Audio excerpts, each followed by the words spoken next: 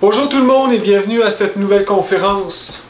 Alors aujourd'hui nous allons étudier ensemble le phénomène des maladies. La racine des maladies. Tout dysfonctionnement physique ou psychique est très désagréable pour notre avancement vers le divin, vers la vérité. Et donc, le gnostique ne doit pas être malade. S'il est malade, il doit se guérir, parce que c'est un frein à tout avancement, que ce soit dans tous les niveaux dans notre vie. Le maître Samuel parle dans son livre de 7 choses importantes, dans son livre Introduction à la gnose, 7 points importants qui résument à 3. Donc les 3 choses importantes dans la vie, ça serait la santé, l'argent, ou tout ce que l'argent peut acheter, et l'amour. Donc la sexualité, l'amour, etc. Il dit que c'est comme les 3 principales. Donc bref, c'est important la santé et être en santé. Aujourd'hui, à notre époque, la santé est un point crucial pour cette grande Babylone qui essaie d'en profiter, de profiter de cette faible humanité qui a un système immunitaire faible et veut y soutirer de l'argent ou bénéficier de cette faiblesse dans l'homme. Parce qu'on ne va pas se le cacher, la race humaine en ce moment est très faible. Système immunitairement très faible. Toutes les maladies nous sont inconnues et nous ne sommes pas capables de les éradiquer. Il va toujours en avoir de plus en plus avec le temps qui avance, donc jusqu'à la fin de notre race, jusqu'à la catastrophe finale. Et le système va devenir de plus en plus faible, et voilà. Donc, il faut comprendre bien la racine, la souche de toutes ces maladies-là. Le maître Samael apporte des informations sur des mutants, des hommes et des femmes qui ont leur corps physique, qui ont rendu leur corps physique immortel, indestructible, même par une balle. Même si le couteau ou n'importe quoi, indestructible. Il donne des exemples de des gens que c'était même pas un maître. Un russe, Raspoutine. Puis il donne l'exemple que c'était, je crois, un prêtre en Russie qui a fait des bonnes œuvres, qui était mystique, mais à la fois chuté. Bref, il y avait un système, un corps éthérique très puissant, et à la fin, il était rendu dans les aristocraties russes, et des gens voulaient l'empoisonner. Et donc, lui, il buvait le poison comme ça, puis ça ne faisait rien. Il était indestructible. À la fin, il a fallu qu'il tire sans arrêt, parce que son corps était indestructible, ou presque. Ou des maîtres qui peuvent boire du poison sans être le moindrement touché.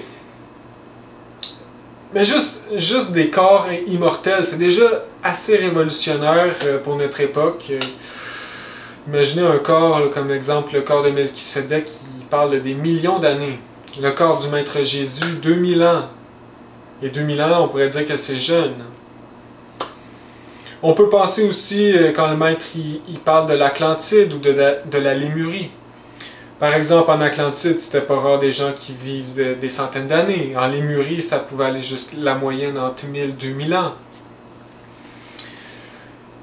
Et donc, voilà, il y a beaucoup de choses que nous ne connaissons pas à propos du corps physique, de la science du corps physique. Bien sûr, en lien ici, on pourrait, la gnose qui nous apporte toute l'information que la science de l'âme aussi, donc les corps internes. Il y a beaucoup de choses que nous ne connaissons pas et aujourd'hui c'est déplorable de voir tous ces médecins, ces scientifiques pleins d'orgueil parler à la télévision comme si c'était des... comme si on serait au summum de la civilisation tellement vantée mais à la fois tellement pourrite, qui pourrit de l'intérieur. Donc aujourd'hui nous allons parler vraiment franchement de où viennent les maladies. Donc commençons. Les maladies viennent des causes internes. Une pathologie qu'on a dans notre corps physique s'est développée dans les causes internes en premier. Et si nous voulons guérir, il faut guérir les causes internes jusqu'à notre corps physique. Le corps physique ne peut pas tomber malade pour rien, à partir de lui-même. C'est des larves ou des défauts psychologiques qui ont engendré des anomalies dans les corps astral, mental ou éthériques qui se développent dans ces corps subtils et qui arrivent au corps physique, par exemple le cancer ou n'importe quelle maladie grave. Et chaque maladie a sa correspondance mathématique en lien avec le karma. Donc,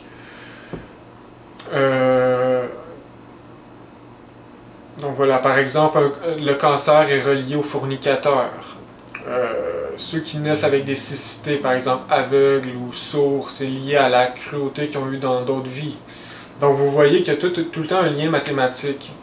C'est un peu du karma qui nous arrive, qui est aussi en lien avec tous les agrégats psychiques que nous avons, les égos, qui désharmonisent les corps internes. Mais quand les corps internes sont désharmonisés, par exemple le corps astral qui fonctionne pas correctement avec le corps mental, ça crée des anomalies et des maladies. Ça peut créer aussi des maladies mentales, etc. Il y a aussi les facteurs extérieurs qui peuvent créer des maladies. Puis voilà, c'est tout ce qu'on va voir en ce moment. Donc pour faire ça court, ici il y a un texte qui résume bien la racine des maladies. Qui parle en fait que c'est nos réactions face au monde extérieur, nos réactions erronées, qui est la source de toutes les maladies. Donc si on change notre intérieur, on va changer notre façon de voir l'extérieur, puis on va éviter beaucoup de mal. Donc ici le maître dit, quand l'homme obéit à la loi, il ne peut pas tomber malade. La maladie provient de la désobéissance à la loi. Quand les 7 corps veulent agir séparément, le résultat est la maladie. Le corps physique et le corps vital doivent obéir à l'âme. L'âme doit obéir à l'intime, et l'intime au gloriant. Le corps, l'âme et le mental doivent se convertir en un univers très pur et parfait à travers lequel peut s'exprimer la majesté du gloriant. Voyons un exemple simple et concret. Si l'on jette des pierres dans l'eau, des ondes vont se produire. Ces ondes sont la réaction de l'eau contre la pierre. Si quelqu'un nous lance une parole offensive, nous ressentons de la colère. Cette colère est notre réaction à la parole offensante. Et la conséquence pourra être une indigestion, un mal de tête, ou simplement une perte d'énergie, cause ultérieure de maladie. Quand quelqu'un nuit à un plan que nous avions projeté, nous sommes submergés par une profonde préoccupation mentale. Cette préoccupation est la réaction de notre mental face à la provocation externe. Tout le monde sait qu'une forte préoccupation mentale peut entraîner des maux de tête. Nous devons gouverner nos émotions par la pensée, les pensées par la volonté et la volonté par la conscience.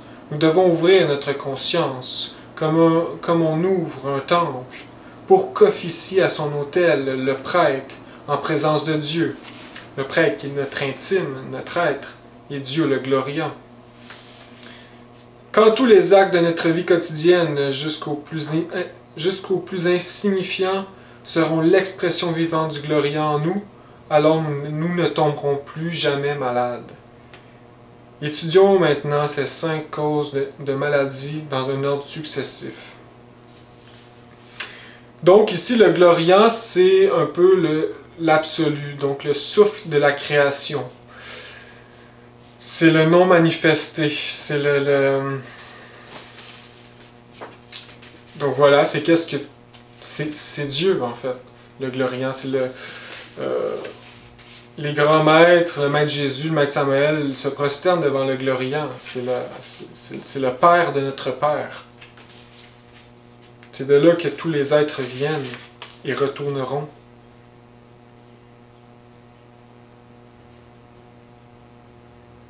Il y a ici dit, le gloriant est un souffle.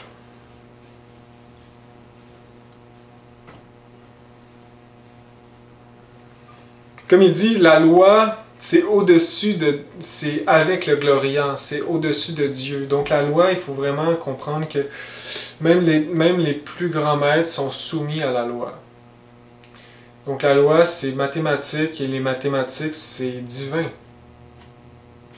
Ici, il dit, une loi vit à l'intérieur de chaque homme, et cette loi, c'est le gloriant, d'où émane l'intime. L'âme est seulement l'ombre de notre être réel, le gloriant. Donc, en voulant dire que l'être vient du gloriant. Le gloriant est un souffle de l'absolu, profondément inconnu dans son essence. Le gloriant n'est ni l'esprit, ni la matière, ni le bien, ni le mal, ni la lumière, ni les ténèbres, ni le froid, ni le feu. Le gloriant est la loi à l'intérieur de nous. Il est l'origine, réelle et véritable. Quand l'intime et l'âme obéissent à la loi qui est sa loi, la loi du gloriant, le résultat c'est la joie, le bonheur, la santé. Donc voilà, pour faire gros, le gloriant c'est vraiment le maître en parle de l'absolu une fois de temps en temps. C'est la création sort de l'absolu avec le Mahammanvantara qui dure des millions d'années. Notre être vient de l'absolu et nous, l'âme que nous sommes un homme, les corps astral, mental, éthérique, causal, etc. Nous venons de l'être. Et nous avons aujourd'hui un corps physique que nous devons utiliser pour éveiller la conscience. Parce que notre âme, elle est endormie, avec des égos, morcelés, etc. Donc, il faut que le corps physique obéisse à l'âme. Donc, il faut utiliser le corps physique pour le bien de l'éveil de la conscience. Et il nous faut obéir à notre être, notre Père, Mère profond. Et notre Père, Mère profond vient de l'absolu. Donc, doit obéir à l'absolu, qu'on pourrait dire la loi ultime ou Dieu.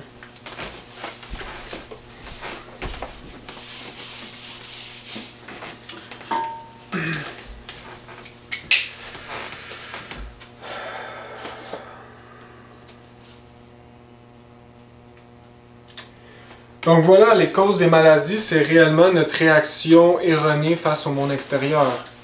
Et pas juste pour cette vie-ci, mais pour les autres vies passées. Et donc on a accumulé des réactions erronées qui sont intégrées dans les égos que nous sommes. Donc c'est nos égos, c'est nos agrégats psychiques qui nous rendent malades et qui peuvent provoquer des anomalies et des maladies physiques, comme le cancer et tout ça, etc. Quand il dit ici la parole offensante, si elle est mal digérée, se transforme en colère. Et cette colère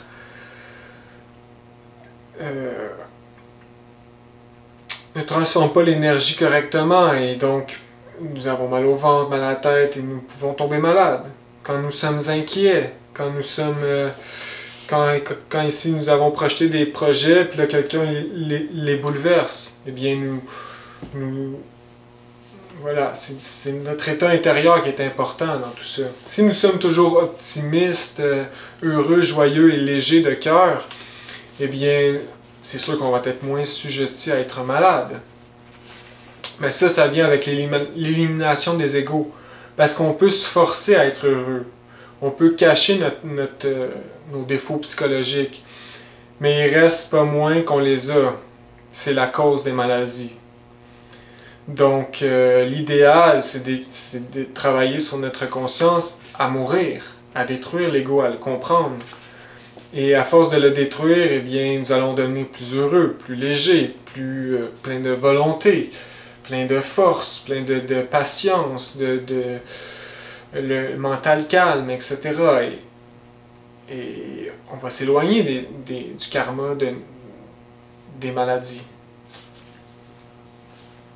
Et donc, si je pourrais revenir au COVID-19 qu'on vit en ce moment, eh bien, dans cette situation, c'est comment les gens le perçoivent qui est très dangereux. C'est pas la maladie en tant que telle, même si cette maladie a sûrement été créée dans des laboratoires et donc qui est dangereux. Même si c'est une maladie dangereuse, ça reste que le corps physique peut le combattre facilement. Il existe ce qu'on appelle le système immunitaire. Mais aujourd'hui, on a tout oublié ça. Aujourd'hui, c'est juste psychologique qu'est-ce qu'on vit. C'est une grosse psychose sociale généralisée. Et les gens, par les médias, absorbent cette négativité et se rendent malades. Et ensuite, ils attrapent une grippe, puis là, on dit que c'est le COVID-19, puis là, on fait des calculs, puis on continue la roue de cette négativité. Bien sûr, alimentée par les médias et tout ça. Mais c'est normal. Aujourd'hui, nous sommes en évolution. Donc, c'est totalement normal. Et ça n'ira pas de mieux en mieux. Ça fait partie du processus descendant. Nous sommes rendus à la fin de la race qui va bientôt s'achever. Et c'est malheureux. C'est sûr que c'est malheureux.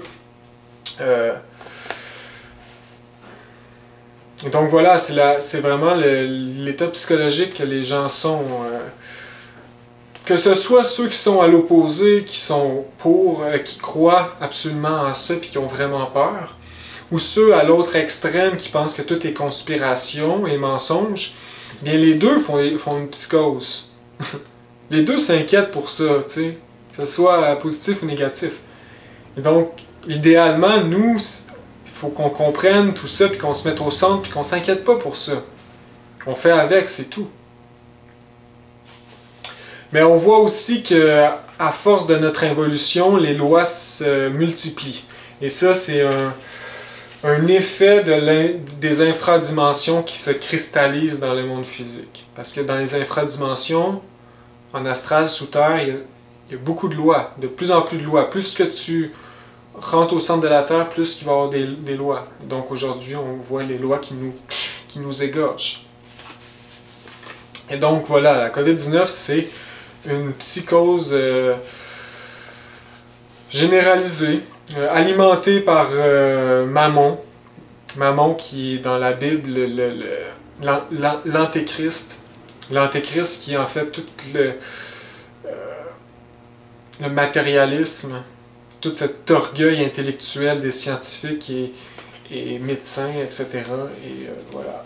Et l'argent, Mammon, c'est l'argent aussi. Le monde est dominé par l'argent. Donc ceux qui sont assis sur leurs gros millions, qui jouent avec les pions des compagnies pharmaceutiques, compagnies de toutes sortes, ben, eux autres sont morts de rire, ils contrôlent le monde. À cause de l'argent, parce que l'argent contrôle le monde. Ça, c'est une conséquence de l'involution, du matérialisme. Donc, voilà. C'est sûr que c'est triste, ça crée des séparations dans les familles, ça crée des conflits. Mais voilà, il faut faire avec, mais c'est pas dangereux, tu sais, une grippe... Une grippe, là, je vois personnellement même pas ça comme une maladie. Je vois ça comme un ajustement de notre système immunitaire. Donc, à un temps de l'année, notre système immunitaire doit s'ajuster à toutes les toutes les maladies de la planète. Comme.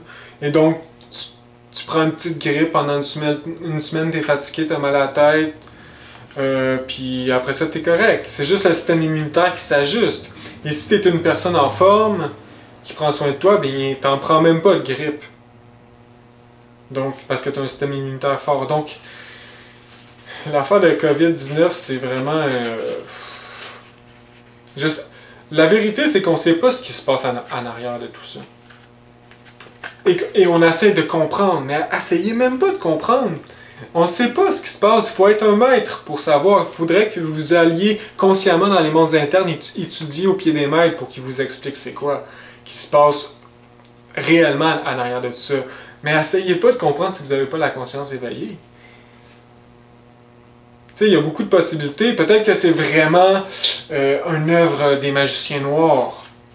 Puis c'est sûrement ça. On s'entend. Ben, c'est sûr que c'est ça. Mais je veux dire qu'on ne comprend pas vraiment le fond. Tu sais, peut-être que... Ça ici, c'est une idée. Ça veut pas dire que c'est vrai.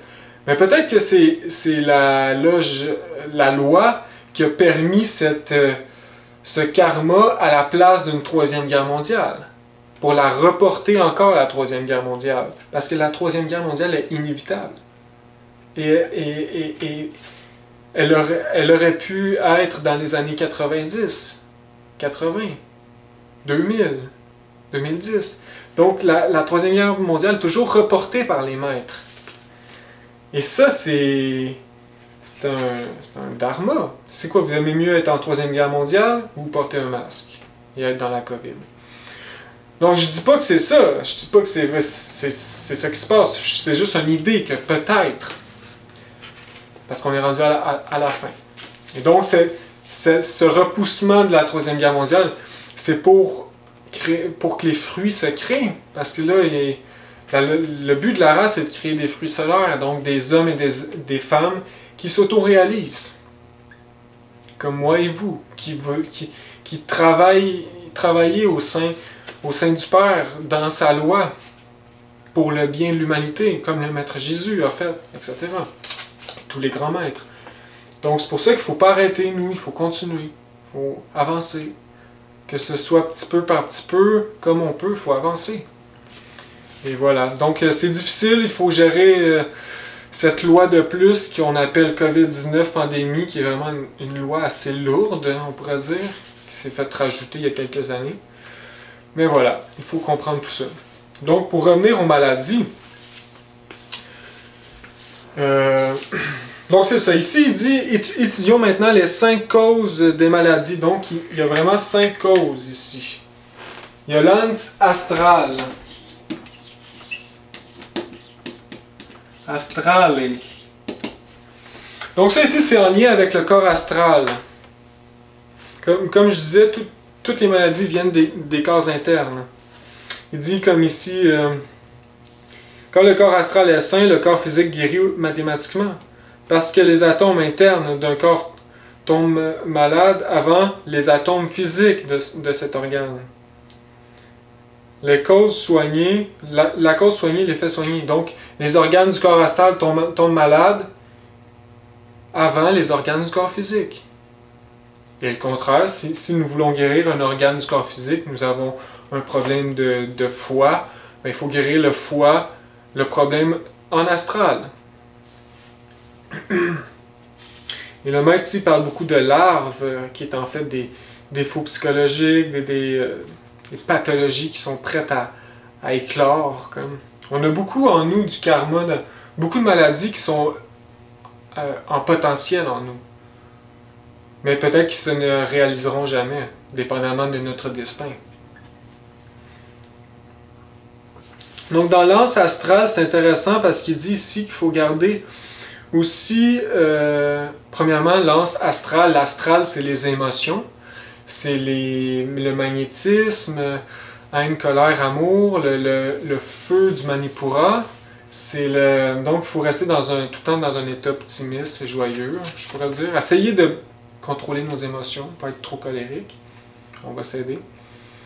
Ici, il dit, c'est intéressant, il dit, nous devons tenir nos maisons toujours bien propres, autant dans le plan physique que dans l'astral. Bon, ici, c'est le plan physique pour nous. Les ordures sont toujours pleines de larves malsaines. Il y a des substances odorantes qui brûle les larves. Donc ici, il donne des fumigations pour nettoyer ses maisons, astralement. Donc, il faut vivre dans un lieu propre. Sa maison, il faut faire le ménage chez soi. Il faut toujours être dans une maison propre. Ça, c'est comme la base d'un bon gnostique. Bien s'habiller, être propre. Parce que, mettons que vous gardez vos vidanges chez vous qui traînent, ben, il va y avoir des larves qui vont s'installer, des larves astrales qui pourraient vous contaminer. Là, ici, il donne des fumigations. Par exemple, ici, tu as le camphre, etc., le genévrier. Fumigation, c'est comme numéro 1 si vous voulez un effet rapide de purification. Donc ici, il dit aussi plus loin, il dit « Nous devons éviter les contacts avec les personnes mauvaises, car ces gens sont des centres d'infection astrale. » Donc si on va tout le temps rencontrer quelqu'un, je sais pas pour quelle raison, qu'on aime côtoyer, puis que c'est une personne négative, toujours colérique, en train de haïr la société et la vie, et aucune spiritualité, et qui est toujours en train de critiquer et parler mal, qui fume, qui boit, qui prend de la drogue, ben là, c'est sûr qu'on va peut-être tomber malade. Parce qu'on va... Ces larves astrales, ces larves vont nous contaminer. Donc ici, tenir des maisons propres, faire attention à nos émotions.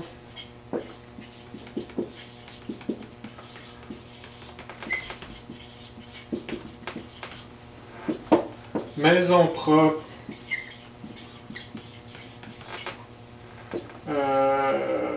Nos relations sociales.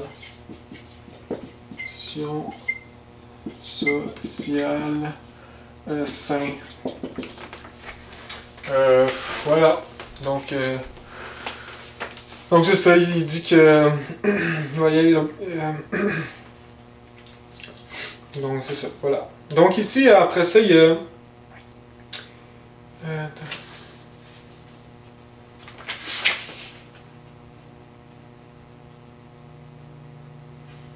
donc ça, il parle beaucoup de larves astrales. Hein. Donc la lumière astrale est la base de toutes les maladies et la source de toute vie. Tous les malades, tous les épidémies ont leurs larves astrales qui, en se coagulant dans l'organisme physique, produisent la maladie.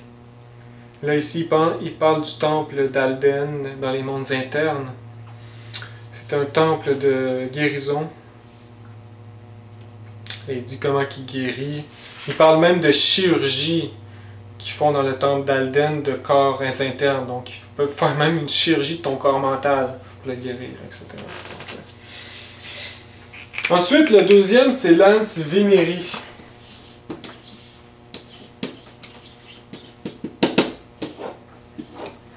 Donc, l'Ans Veneri, c'est en lien avec l'utilisation de l'énergie sexuelle. Donc, la sexualité négative. Alors, ici, c'est intéressant, il dit que à chaque fois qu'on a une relation sexuelle avec une femme ou une relation sexuelle, eh bien, vraiment, les deux fluides, c'est comme un peu un pacte de sang. Donc, tu vas avoir un lien éthérique, astral, pour la vie, pour l'éternité. Et que si, par exemple,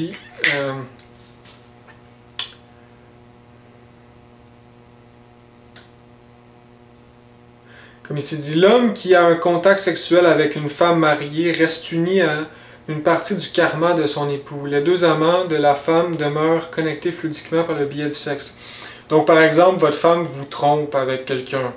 Ben, vous allez être en lien astral avec le karma de cette personne. Donc, c'est comme si votre karma s'accumulerait. Et ça peut apporter, bien sûr, des larves, des pathologies, des maladies. Donc, ici, on parle de l'adultère.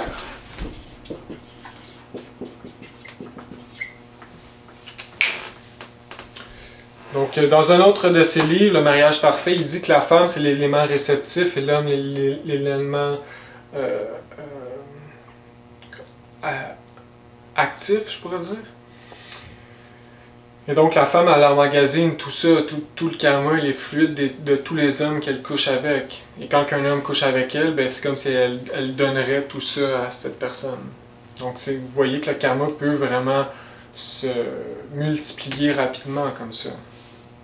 Quand je parle de karma, c'est des égos, c'est des erreurs psychologiques, des larves de toutes sortes.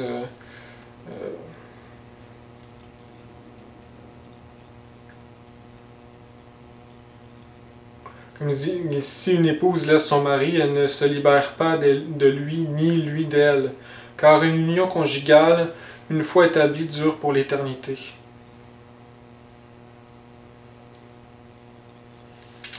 Donc, il dit aussi un petit peu plus loin, il parle de la masturbation, puis il dit « Les hommes qui se masturbent engendrent des succubes, et les femmes qui se masturbent engendrent des incubes. Ces larves incitent leurs géniteurs à répéter sans cesse l'acte qui leur donne vie, qui leur donna la vie. » Donc, ça ici, c'est des larves, on pourrait dire de luxure, très pervers, qui va vraiment exciter les organes sexuels afin de répéter ce vice. Et on peut facilement tomber malade. Premièrement, en répandant notre fluide vital, on perd la vie. On perd notre puissance vitale. Et bien sûr, les maladies, eh bien, ils vont avoir du plaisir à rentrer en nous.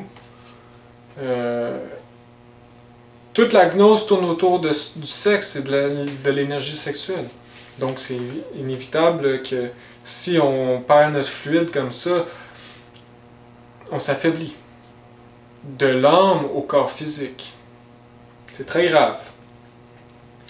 Et donc il donne un truc ici pour détruire, un remède efficace, c'est avec du soufre. Donc une fumigation de soufre.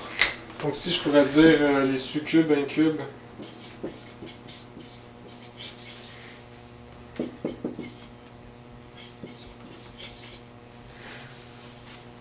Donc c'est une espèce de larve. Et donc du soufre, ça brûle les succubes, incubes. Donc le soufre, c'est un bon encens pour nettoyer les maisons quand on rentre à une place, nettoyer l'aura. Puis on peut le faire une fois de temps en temps, parce que si on va, mettons, dans des endroits publics comme des métros, des trains, etc., eh bien, on peut s'asseoir sur un banc, puis qu'il y avait une personne avant qui était très luxurieuse, elle peut avoir laissé dans le plan mental, ou astral, peu importe, des larves, dont des succubes, incubes. Et là, nous, tout d'un coup, on va avoir un excitement au niveau sexuel qu'on ne sait pas pourquoi. Donc, là, les fumigations, c'est important. Il donne vraiment un bon petit truc ici, c'est que tu mets un petit peu de soufre dans tes souliers. Et donc, le soufre, tranquillement, va s'évaporer et tout le temps te nettoyer. Il parle aussi, c'est ça, que la mort, en fait, ça, comme on sait, ça détruit pas les égos et ça revient dans la prochaine vie. C'est intéressant ici, il dit « Tout être humain commun a dans son atmosphère astrale des cultures de larves de forme si étranges que le mental ne peut les concevoir. » Wow.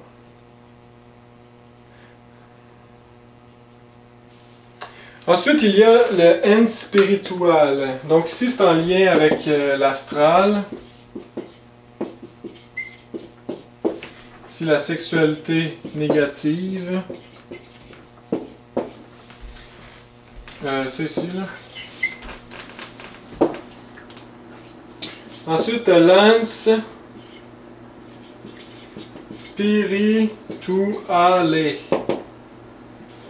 Donc ça ici, c'est en lien avec la magie noire. Donc il donne beaucoup de... Il explique beaucoup dans ses textes, des textes que je vais laisser à la fin du vidéo en passant. Donc si vous voulez les lire. Donc il parle de magie noire, qu'on peut attraper des maladies par des attaques ténébreuses. C'est un magicien noir qui fait des travaux avec des élémentaux qui viennent nous rendre malades. Et puis nous, il faut qu'on se protège avec des élémentaux, etc. Et là, il parle beaucoup des tattvas. Donc les tattvas, en fait, c'est les élémentaux des éléments, donc feu, air, terre, eau, éther, et ils sont en lien avec les élémentaux de la nature, et c'est comme ça que les magiciens noirs ou les magiciens blancs se protègent ou s'attaquent. Ben, le magicien noir attaque. Et donc, voilà, on peut tomber malade. Il y a des procédés, peut-être ou du monde qui veulent nous attaquer, nous rendre la vie difficile, puis qui nous envoient des élémentaux, parce que les élémentaux sont un peu neutres, ils peuvent se faire conjurer par les magiciens noirs, ils n'ont pas vraiment le libre arbitre.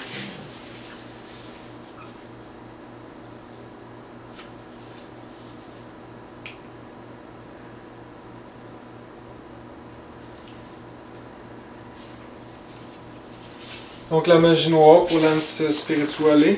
Après ça, il y a lens natura.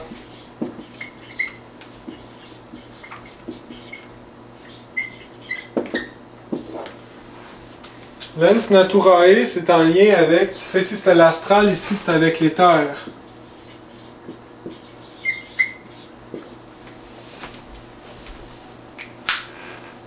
Alors, c'est la même chose que l'astral, mais avec l'éther.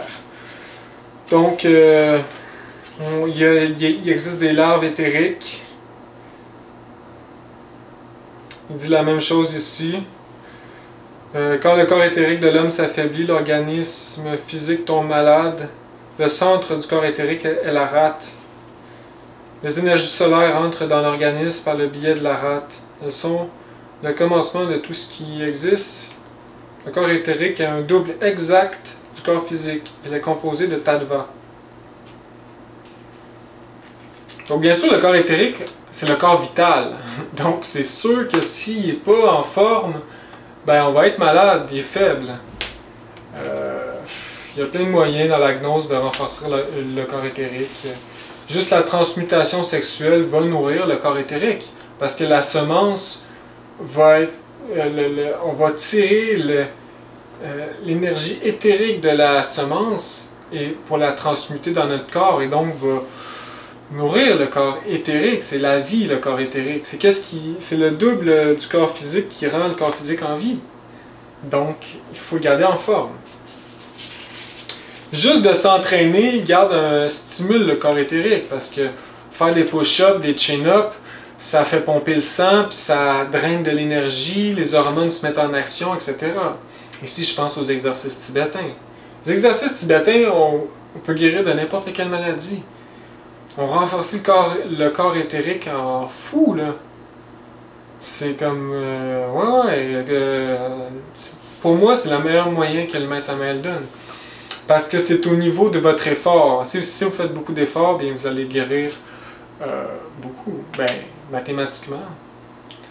Et c'est un effort, c'est un exercice physique, donc vraiment super bon. Puis c'est tout éthérique. Donc le corps éthérique, c'est pas rien, là. Quand je parlais du Jinas, c'est en lien avec l'éther. On apporte le corps physique à un niveau tellement de vibration intense que c'est le corps éthérique qui prend le dessus, on pourrait dire.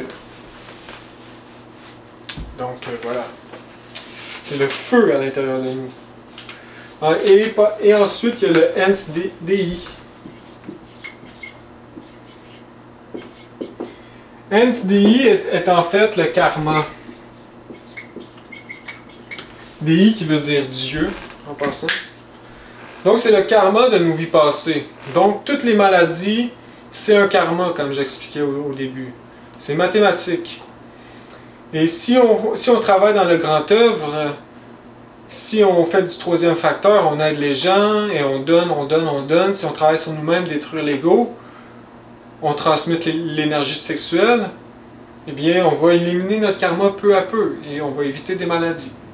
On va pouvoir prier les maîtres de la loi de nous guérir, de nous protéger de toute maladie. Donc voilà, c'est comme au début il expliquait, il faut faire la loi du un, la loi de l'absolu, du Père cosmique commun, du gloriant, si on ne veut pas être malade. Et donc,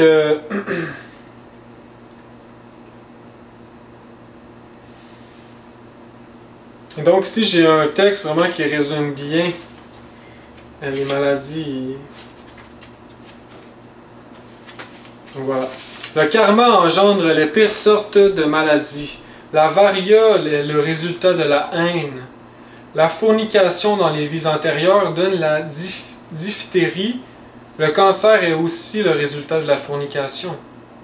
La tuberculose ou peste blanche est le résultat de l'athéisme dans les vies antérieures. La cruauté engendre la cécité de naissance. Le rachitisme est le fils du matérialisme. La malaria provient de l'égoïsme, etc. Des centaines d'autres maladies trouvent leur origine dans les méfaits que nous avons commis dans les vies antérieures.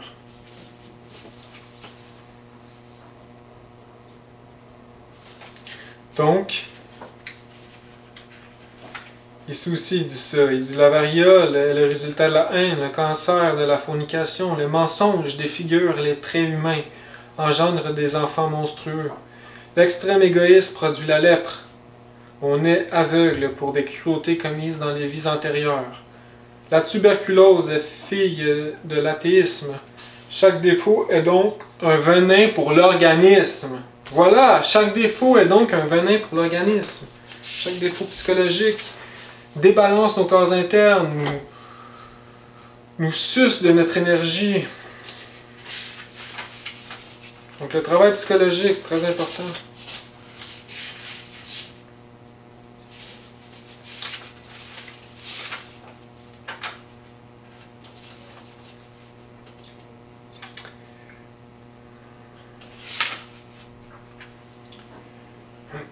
Donc, il y a beaucoup de choses d'informations dans ce texte, des pratiques d'élémentaire, de magie noire, et c'est très intéressant. Je vous conseille de le lire. Et donc, cette doctrine de ces 5 sources des maladies, origine, ça vient de Parachès. Parachès, qui est un médecin dans les mondes internes, un Christ, un immortel, comme il y a aussi le maître Raphaël, le maître Hippocrate, Galien, Hermès Trismégiste, c'est un maître du rayon de la médecine, Adonai. Donc ces maîtres, on peut prier pour ces maîtres pour qu'ils nous guérissent. Et on peut même envoyer une lettre, comme j'expliquais dans la lettre du Père Noël, on peut faire la même chose, mais envoyer la lettre au temple d'Alden pour demander une guérison si nous sommes malades.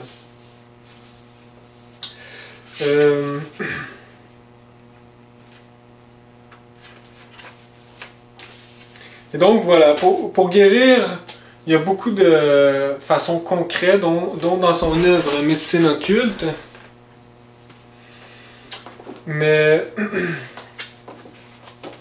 le travail psychologique, parce que ça va nous rendre plus heureux, plus valeureux, et donc ça, on va essayer d'éviter des karmas, des maladies. Un exercice tibétain, extrêmement bon si nous sommes malades, ou faibles, ou peu importe. Je vous garantis, si vous faites les exercices tibétains, ça, je vous garantis que vous ne tomberez jamais malade. C'est sûr. Jamais de grippe. Le système éthérique est renforcé.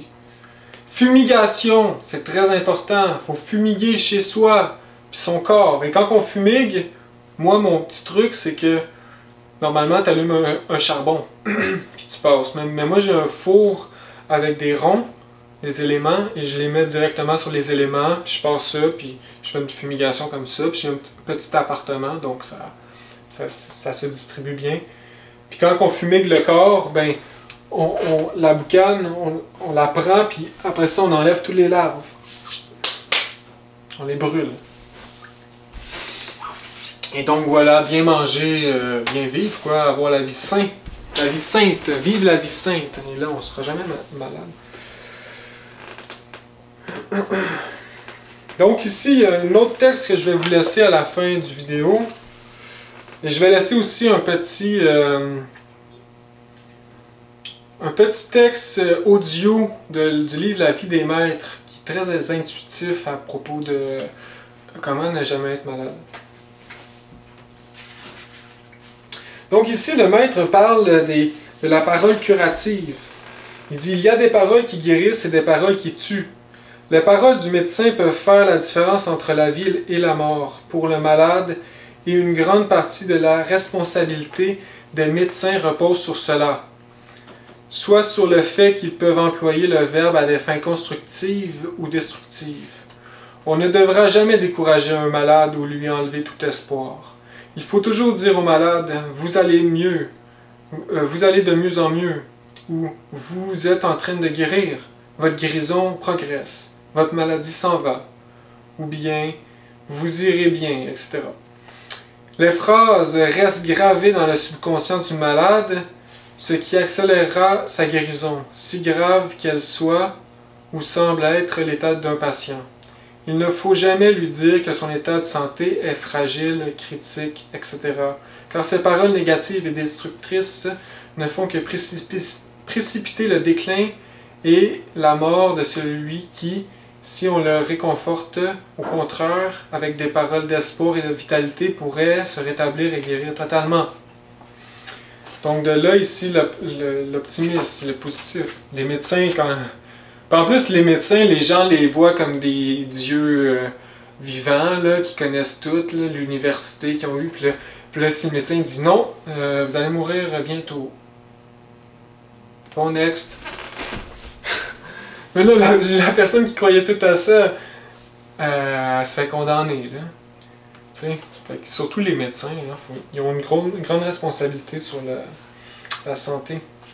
Et là, ici, il donne plein de pratiques, le maître. Une pratique aussi pour guérir le corps mental, etc.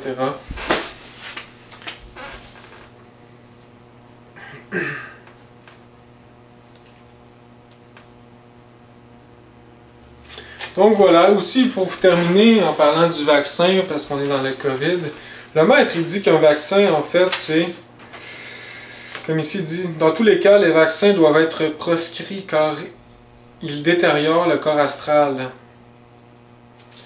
Donc les vaccins, en fait, là, la vérité sur l'origine d'un vaccin, c'est on prend un petit peu de la maladie à petite dose, qu'on l'injecte dans les patients pour développer le système immunitaire contre cette maladie.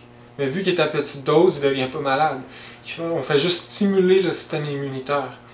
Et quand le patient arrive devant cette maladie, eh bien, il est déjà protégé. C'est ça le but d'un vaccin. Mais ça détruit, ça l'endommage le corps astral parce que veut pas, c'est comme si on injecterait un petit peu de larve, une petite larve dans ton corps astral. On t'injecte quand même la maladie, tu sais, même si c'est à petite dose.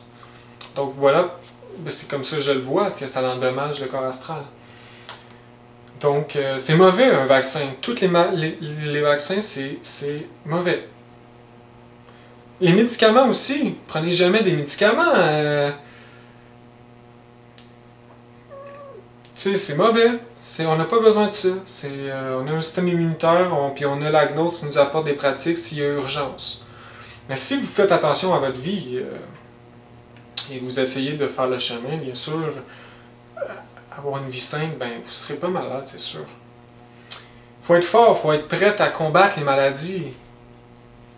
Il faut être optimiste et fort. Comme moi, je me rappelle plus jeune, un moment donné, il y a un de mes amis qui était malade. Puis là, il buvait dans une bouteille d'eau. Puis là, moi, j'étais assis à côté de lui. Puis là, ben j'ai soif. Je vais boire dans ta bouteille d'eau. Là, il dit non, bois pas. Je suis malade. Puis il était vraiment malade, là, les yeux gros, le nez. Puis là, ouais, je fais ah ouais. Je vais boire quand même. Puis là, je le prends puis je le bois. Je vais combattre la maladie, j'ai pas peur. Puis je suis pas tombé malade. Mais j'ai senti qu'il y avait un petit peu de... Comme je voulais tomber. J'ai comme senti peut-être pendant 1 heure là, que c'était comme... Mais je suis pas tombé malade. Vous voyez que...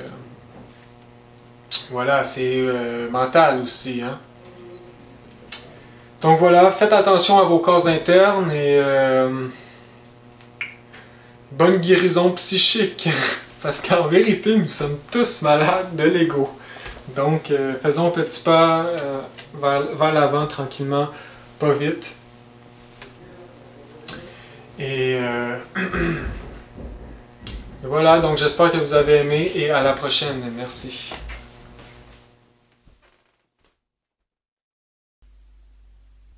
« 5. Nous nous levâmes avec le soleil et rentrâmes le même jour à notre point de départ, où nous arrivâmes juste avant la nuit. Nous installâmes notre camp sous un grand banyan. Le lendemain matin, Émile vint nous dire bonjour. À notre pluie de questions, il répondit « Je ne m'étonne pas de vos demandes. Je répondrai de mon mieux, mais reporterai certaines réponses au moment où vous connaîtriez mieux nos travaux. Notez bien que j'emploie votre propre langage pour vous exposer le grand principe qui sert de base à nos croyances. Quand chacun connaît la vérité et l'interprète correctement, n'est-il pas évident que toutes les formes proviennent de la même source? Ne sommes-nous pas liés indissolublement à Dieu, substance universelle de la pensée? Ne formons-nous pas tous une grande famille? Chaque enfant, chaque homme, ne fait-il pas partie de cette famille, quelle que soit sa caste ou sa religion? Vous me demandez si l'on peut éviter la mort. Je répondrai par les paroles du Sida. Le corps humain se construit en partant d'une cellule individuelle, comme les corps des plantes et des animaux que nous aimons appeler frères plus jeunes et moins évolués. La cellule individuelle est l'unité microscopique du corps. Par un processus répété de croissance et de subdivision, l'infime noyau d'une cellule unique finit par devenir un être humain complet, composé d'innombrables millions de cellules. Celles-ci se spécialisent en vue de différentes fonctions, mais conservent certaines caractéristiques essentielles de la cellule originelle. On peut considérer cette dernière comme la porteuse du flambeau de la vie animale. Elle transmet de génération en génération la flamme latente de Dieu, la vitalité de toute créature vivante. La lignée de ses ancêtres est ininterrompue et remonte au temps de l'apparition de la vie sur notre planète.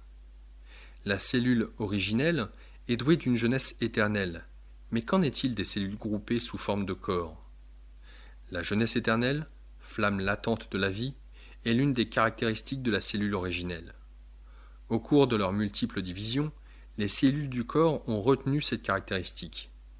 Mais le corps ne fonctionne comme gardien de la cellule individuelle que durant le court espace de la vie tel que vous le concevez actuellement. Par révélation, nos plus anciens éducateurs ont perçu la vérité sur l'unité fondamentale des réactions vitales dans les règnes animal et végétal. Il est facile de se les imaginer haranguant leurs élèves sous le banyan et leur tenant à peu près ce langage. Regardez cet arbre géant. Chez notre frère l'arbre et chez nous, les stades du processus vital sont identiques. Regardez feuilles et bourgeons aux extrémités du plus vieux des banyanes. Ne sont-ils pas jeunes, jeunes comme la graine d'où ce géant s'élança vers la vie? Puisque leurs réactions vitales sont les mêmes, l'homme peut certainement bénéficier de l'expérience de la plante. De même que les feuilles et bourgeons du banyan sont aussi jeunes que la cellule originelle de l'arbre, de même, les groupes de cellules formant le corps de l'homme ne sont pas appelés à mourir par perte graduelle de vitalité. À l'instar de l'ovule ou cellule originelle, ils peuvent rester jeunes sans jamais se faner. En vérité, il n'y a pas de raison pour que le corps ne soit pas aussi jeune et chargé de vitalité que la semence vitale d'où il est issu. Le banyan s'étend toujours, symbolisant la vie éternelle. Il ne meurt qu'accidentellement. Il n'existe aucune loi naturelle de décrépitude, aucun processus de vieillissement susceptible de porter atteinte à la vitalité des cellules du banyan. Il en est de même pour la forme divine de l'homme.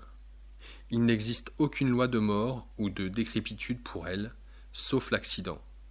Aucun processus inévitable de vieillissement des groupes de cellules humaines n'est susceptible de paralyser graduellement l'individu. La mort n'est donc qu'un accident évitable. La maladie est avant tout l'absence de santé. En hindou, Santi. Santi est la douce et joyeuse paix de l'esprit, reflétée dans le corps par la pensée. L'homme subit généralement la décrépitude sénile, expression qui cache son ignorance des causes, à savoir l'état pathologique de sa pensée et de son corps. Une attitude mentale appropriée permet d'éviter même les accidents. Le Sida dit « On peut préserver le tonus du corps et acquérir les immunités naturelles contre toutes les maladies contagieuses, par exemple contre la peste ou la grippe. Les Siddhas peuvent avaler des microbes sans tomber malades le moins du monde. Rappelez-vous que la jeunesse est la graine d'amour plantée par Dieu dans la forme divine de l'homme. En vérité, la jeunesse est la divinité dans l'homme, la vie spirituelle, magnifique, la seule vivante, aimante, éternelle. La vieillesse est anti-spirituelle, laide, mortelle, irréelle. Les pensées de crainte, de douleur et de chagrin engendrent la laideur appelée vieillesse. Les pensées de joie, d'amour et d'idéal engendrent la beauté appelée jeunesse. L'âge n'est qu'une coquille contenant le diamant de la vérité, le joyau de la jeunesse. Exercez-vous à acquérir une conscience d'enfant. Visualisez l'enfant divin en vous-même. Avant de vous endormir, ayez conscience de posséder en vous un corps de joie spirituelle, toujours jeune et beau. Pensez à votre intelligence, vos yeux, votre nez, votre bouche, votre peau et au corps de l'enfant divin. Tout cela est en vous, spirituel et parfait, dès maintenant, dès ce soir. Réaffirmez ce qui précède en le méditant avant de vous endormir paisiblement. Et le matin, en vous levant, suggestionnez-vous à haute voix en vous disant à vous-même « Eh bien, mon cher, il y a un alchimiste divin en toi. » Une transmutation nocturne se produit par le pouvoir de ces affirmations. L'esprit s'épanouit du dedans, sature le corps spirituel, remplit le temple. L'alchimiste intérieur a provoqué la chute des cellules usées et fait apparaître le grain doré de l'épiderme nouveau, perpétuellement jeune et frais. En vérité, la manifestation de l'amour divin, c'est l'éternelle jeunesse. Le divin alchimiste est dans mon temple, fabriquant continuellement de nouvelles cellules, jeunes et magnifiques. L'esprit de jeunesse est dans mon temple, dans la forme de mon corps divin, et tout va bien. Om Shanti, Shanti, Shanti, paix, paix, paix. Apprenez le doux sourire de l'enfant. Un sourire de l'âme est une détente spirituelle. Un vrai sourire possède une grande beauté. C'est le travail artistique de l'immortel maître intérieur. Il est bon d'affirmer « J'envoie de bonnes pensées au monde entier, qu'il soit heureux et béni ». Avant d'aborder le travail du jour, affirmez qu'il y a en vous une forme parfaite, divine. Je suis maintenant comme je le désire. J'ai quotidiennement la vision de mon être magnifique, au point d'en insuffler l'expression à mon corps. Je suis un enfant divin, et Dieu pourvoit à mes besoins maintenant et toujours. Apprenez à être vibrant.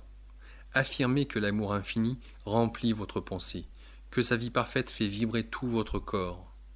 Faites que tout soit lumineux et splendide autour de vous. Cultivez l'esprit d'humour. Jouissez des rayons du soleil. Toutes ces citations proviennent de l'enseignement des Siddhas. Leur doctrine est la plus ancienne qui soit connue. Elle date de milliers d'années avant les temps préhistoriques. Avant même que l'homme connût les arts les plus simples de la civilisation, les Siddhas allaient, de ça, de là, enseignant par la parole et l'exemple la meilleure manière de vivre. Les gouvernements hiérarchiques naquirent de cet enseignement, mais les chefs s'écartèrent bientôt de la notion que Dieu s'exprimait à travers eux. Ils crurent être eux-mêmes les auteurs des œuvres. Perdant de vue l'aspect spirituel et oubliant que tout vient d'une source unique, Dieu, ils se manifestèrent sous un aspect personnel et matériel. Les conceptions personnelles de ces chefs provoquèrent de grands schismes et une extrême diversité de pensées. Tel est pour nous le sens de la tour de Babel. Tout au long des âges, les Siddhas ont conservé la révélation de la vraie méthode par laquelle Dieu s'exprime à travers tous les hommes et toutes ses créations, se rappelant que Dieu est tout et se manifeste en tout.